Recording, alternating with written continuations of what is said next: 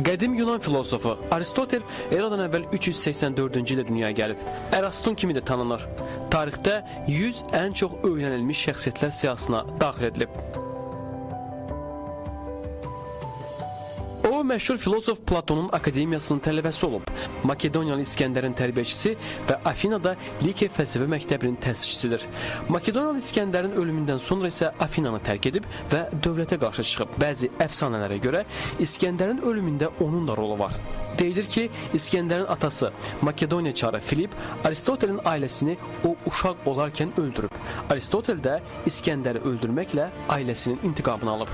Hələ Platondan təhsil alarkən Aristotel müəlliminin varlıqlara münasibətində ideyaların ilkin olması nəzəriyyəsini tənqid edirdi. Bununla əlaqədar Aristotelin dilindən belə bir deyim də var.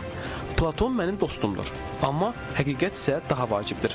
Aristotel Allahı bütün varlıqların inkişafının sonuncu səbəbi, ən yaxşı məqsədi sayır və bunu entelehiya adlandırırdı.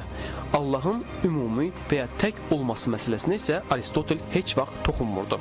Formal məntiqin inkişafında, xüsusilə də nəticələr nəzəriyyəsinin işlənməsində Aristotelin böyük xidməti var. Alim estetikanın tarixində incəsənətə gerçəkliyi əks etdirən sahə kimi yanaşıb. Bu sahədə öz müəlliminin, Platonun əsərini, yəni ideyalar ideyası əsərini tənqid edirdi. Onun fikrincə, bu ideya həqiqi həyatla əlaqəsizdir və deyirdi ki, etika məsələləri insanların ictimai vəziyyətləri ilə sıx əlaqəlidir. Digər tərəfdən o hesab edirdi ki, səxavət yalnız azad insana aid bir xüsusiyyətdir. Qullar isə heç zaman səxavətli ola bilməzlər.